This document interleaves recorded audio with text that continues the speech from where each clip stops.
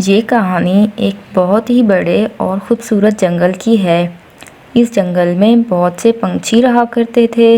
इस जंगल में अभी कुछ ही दिनों से बारिशें चल रही थी।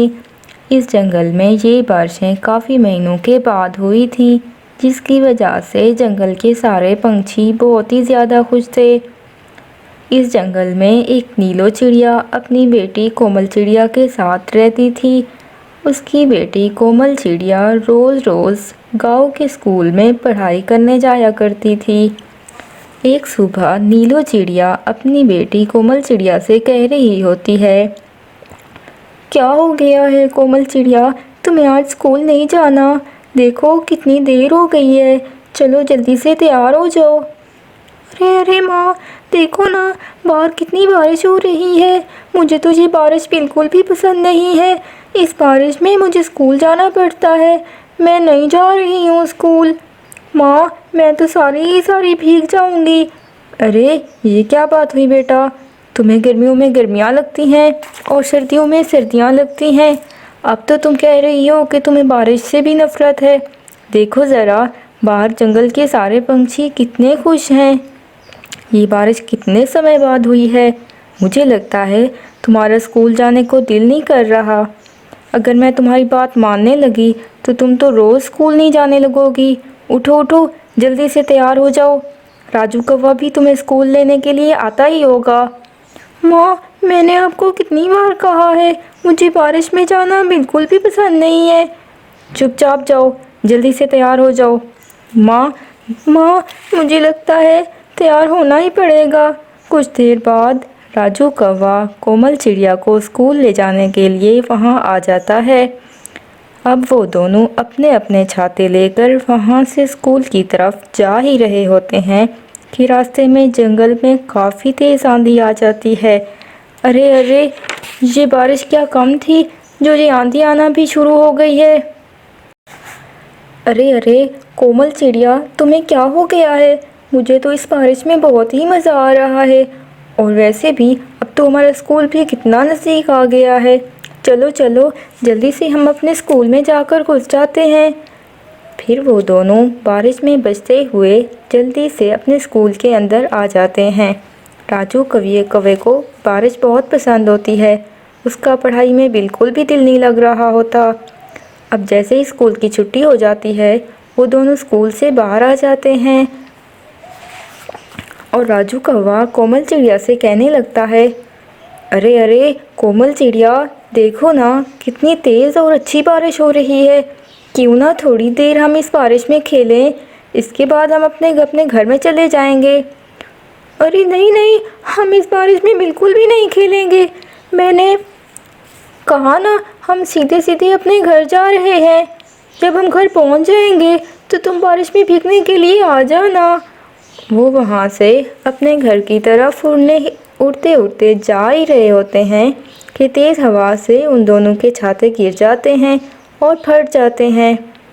अरे अरे देखो कोमल चिड़िया, तुम तो बारिश से डर रही थी, अब देखो तुम बारिश से पूरा भीग गई हो। अब तो हम खेलने के लिए जा सकते हैं ना? चलो ठीक है भाई, वैसे भी हमारे छाते तोड़ ही गए हैं। अब एक काम करते हैं, हम रेस लगाते हैं। हम दोनों में जो भी सबसे पहले पूरा जंगल घूम कर आएगा वही जीतेगा। हाँ हाँ ठीक है। अब वो दोनों अपनी अपनी रेस शुरू कर देते हैं और जंगल में इतना दूर चले जाते हैं कि अपने घर का रास्ता भी भूल जाते हैं। राजू भैया, ये हम कहाँ आ गए हैं? हम तो अपने घर का रास्ता भी भूल गए हैं। और वहाँ से माँ भी कितनी परेशान हो रही होगी। दूसरी तरफ नीलो चिड़िया और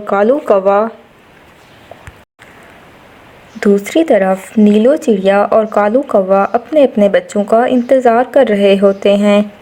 अरे पता नहीं ये दोनों अभी तक वापस क्यों नहीं आए, बारिश भी बहुत तेज़ हो गई है। हाँ हाँ नीलो चिड़िया, अब तो उनका स्कूल भी बंद हो चुका होगा। फिर वो दोनों अपने अपने छाते लेकर जंगल में अपने बच्चों को ढूंढने के लिए आ जाते हैं। इधर नीलो चिड़िया और राजू कौवे को जंगल में बुलबुल दिखाई देती है। बच्चों, तुम इतनी बारिश में क्या कर रहे हो? वो दोनों उसे बताते हैं कि हम अपने घर का रास्ता भूल गए हैं। फिर बुलबुल एक बड़ा स्पीकर लेकर आती है।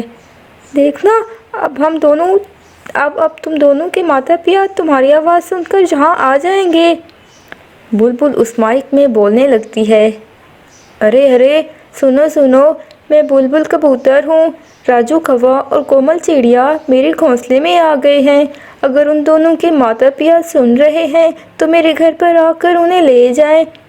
दूसरी तरफ बुलबुल कबूतर की आवाज़ सुनकर उनके माता पिता आ जाते हैं और उन्हें लेने के लिए कबूतर के घोंसले की तरफ रुख कर लेते हैं और अपने अपने बच्चों को सही सलामत देखकर खुश होते हैं। अरे बुलबुल, तुम्हारा बहुत शुक्रिया हमारे बच्चों का ध्यान रखने के लिए। अब चलो बच्चों, हम घर चलते हैं और आइंदा ये गलती दोबारा ना करना। अब नीलो चिड़िया और कालू कौवे को अपने बच्चे मिल जाते हैं और फिर ये सब खुश हो जाते हैं और सब कुछ ठीक हो जाता है जंगल में। एक दफ़ा एक घने जंगल में एक लूसी कौवा रहता था। उसकी आदत बहुत ही ख़राब थी। लूसी कौवे के घोंसले के पास टोनी चिड़िया का घोंसला था। टोनी चिड़िया बहुत ही मासूम थी। एक सुबह जब लूसी कौवा उठता है तो उसे बहुत भूख लग रही होती है। अरे, मुझे तो बहुत भूख लग रही है। ऐसा करता हूँ, किसी पंछी के घोंसले में चला जाता हूँ, वहाँ ताज़ा दाना खाऊंगा। ये कहकर वो टोनी चिड़िया के घोंसले में चला जाता है। टोनी चिड़िया घोंसले में नहीं होती। कुछ देर बाद टोनी चिड़िया वापस आ जाती है। बहन, मैं तो तुम्हारा ही इंतज़ार कर रहा हूँ, तुमने आने में देर कर दी। अब मैं चलता हूँ। अरे नहीं भैया, आओ दाना खाओ, मैं ताज़ा दाना लाई हूँ। नहीं बहन, मैं तो दाना खा के आया हूँ। तुम इतना कह रही हो तो मैं खा लेता हूँ, वैसे मुझे भूख नहीं है। जब सारा दाना उसने खा लिया तो अपने घोंसले में चला गया। कुछ दिन बाद टोनी चिड़िया अपनी माँ के घर चली गई। लूसी कौवा परेशान हो गया। अब मैं ताज़ा दाना कहाँ से खाऊंगा? अपनी आदत से मजबूर होकर वो किसी दूसरे पंछी के घोंसले में चला गया। ये कहकर वो अपने घोंसले से उड़कर गिद्ध के घोंसले में चला जाता है। उसके बच्चे के साथ जाकर बैठ गया और बातें करने लगा। अरे, यहाँ अकेले क्यों बैठे हो? अरे अंकल, मैं तो घोंसले में बैठा हूँ, आप हमारे घोंसले में क्या करने आए हैं? हाँ बेटा, तुम मुझे नहीं जानते, मैं तुम्हारी माँ का रिश्तेदार हूँ, वो मुझे अच्छे तरीके से जानती है। अरे अंकल, ये तो अच्छी बात है, आप हमारे घर में पहली बार आए हो। आप जब तक ये गोश्त खाओ तब तक माँ भी आ जाएगी। अरे नहीं बेटा, मुझे भूख नहीं है। अच्छा, तुम इतना कह रहे हो तो मैं थोड़ा सा खा लेता हूँ। लूसी कौवा आहिस्ता आहिस्ता सारा गोश्त खा जाता है। तुम्हारी माँ देर कर रही है, मैं आज चलता हूँ, फिर किसी दिन आ जाऊँगा। अपनी माँ को मेरा सलाम कहना। तभी उधर गिद्ध भी आ जाती है। गिद्ध को देखकर लूसी कौवा कांपने लगता है। अरे तुम कौन हो और यहाँ मेरे बच्चे के साथ क्या कर रहे हो? अरे मम्मा, आप इन्हें नहीं जानती, ये आपका रिश्तेदार है और मैंने इन्हें सारा गोश्त भी खिला दिया है। अरे ये मेरा कोई रिश्तेदार नहीं है, पता नहीं ये कौन है, तुमने इसे गोश्त क्यों खिलाया? अरे रुक कौवे, मैं तुझे अब भी देखती हूँ। लूसी कौवा उड़ने लगता है। गिद्ध उस पर हमला कर देती है। लूसी कौवा ज़ख्मी हो जाता है और बड़ी मुश्किल से अपनी जान बचाकर घर जाता है। रात को उसे बहुत भूख लग रही होती है। ज़ख्मी होने की वजह से वो उड़ भी नहीं सकता। अब उसे अपनी गलती का एहसास हो जाता है और वो अपनी आदत बदलने का वादा करता है कि अब वो कभी किसी पंछी के घोंसले में नहीं जाएगा, बल्कि अपने घोंसले में रखा दाना खाएगा।